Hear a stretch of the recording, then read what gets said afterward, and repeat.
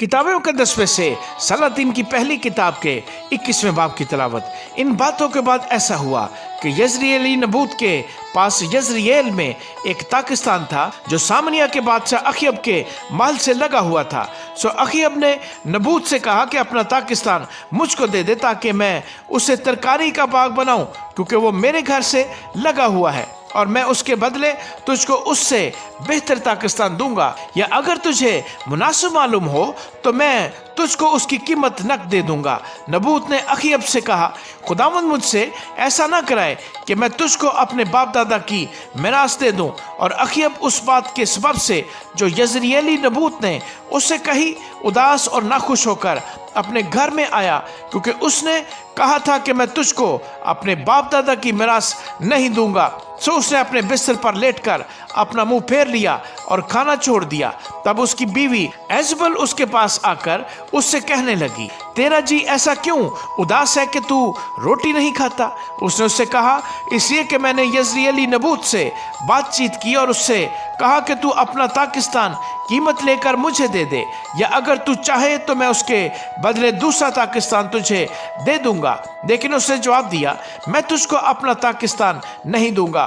उसकी बीवी एजबल ने उससे कहा, इसराइल की बादशाही पर यही तेरी हुकूमत है, उठ रोटी खा और अपना दिल बहला, यजरियली नबूत का ताकिस्तान मैं तुझको दूंगी। सो उसने अखयब के नाम से खत लिखे और उन पर उसकी मोहर लगाई और उनको उन बुजुर्गों और अमीरों के पास जो नबूत के शहर में थे और उसी के पड़ोस में रहते थे भेज दिया।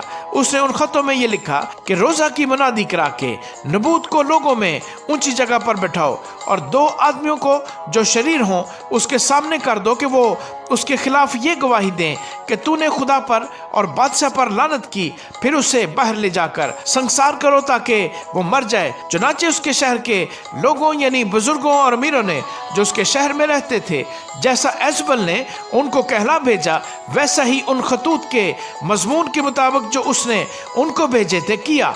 उन्होंने रोजा की मुनादी करा के नबूत को लोगों के बीच ऊंची जगह पर बैठाया और वो दोनों आदमी जो शरीर थे आकर उसके आगे बैठ गए और उन शरीरों ने लोगों के सामने उसके यानी नबूत के खिलाफ ये गवाही दी कि नबूत ने खुदा पर और बादशाह पर लानत की है।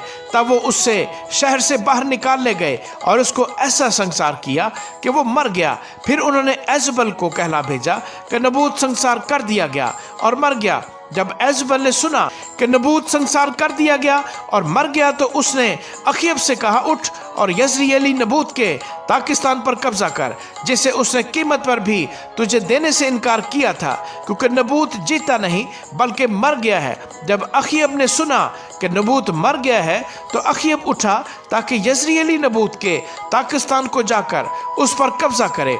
और खुदावंद का ये कलाम एलिया तिशबी पर नाज़िल हुआ कि उठ और शाह इस्राएल अखयब से जो सामरिया में रहता है मिलने को जा, देख वो नबूत के ताकिस्तान में है और उस पर कब्जा करने को वहाँ गया है। सो तू उससे ये कहना कि खुदावंद यूँ फरमाता है कि क्या तूने जान भी ली और कब्जा भी कर लिया? सो तू उससे ये कहना कि खुदावंद यूँ फरमाता है कि उसी जगह जहाँ कुत्तों ने नबूत का लहू चाटा, कुत्ते तेरे लहू को भी चाटेंगे। और अखयब ने एलिया से कहा, ऐ मेरे दुश्मन, क्या मैं तुझे मिल गया? उसने जवाब दिया कि तू मुझे मिल गया इससे कि तूने खुदावंद के हुजूर बदी करने के लिए अपने आप को बेच डाला है।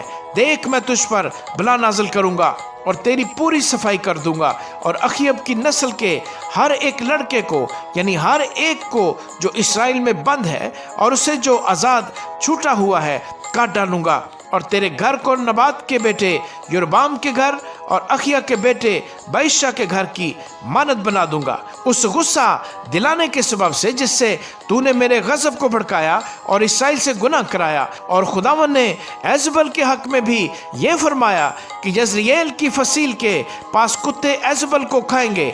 अखयब का जो कोई शहर में मरेगा उससे कुत्ते खाएंगे और जो मैदान में मरेगा उसे हवा के परिंदे चट कर जाएंगे, क्योंकि अखयब की मानद कोई नहीं हुआ था जिसने खुदावंद के हुजूर बदी करने के लिए अपने आप को बेच डाला था और जिसे उसकी बीवी एजबल उभारा करती थी। और उसने नहायत नफरत अंगेज काम यह किया कि अमूरियों की तरह जिनको खुदावंद ने बनी इसराइल के आगे से निकाल दिया था बुतों की पैरवी की।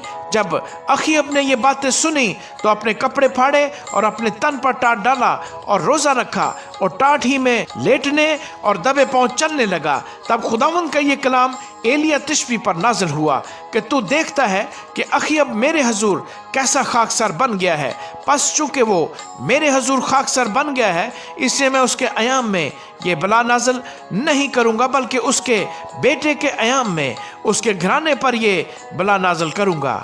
آمین۔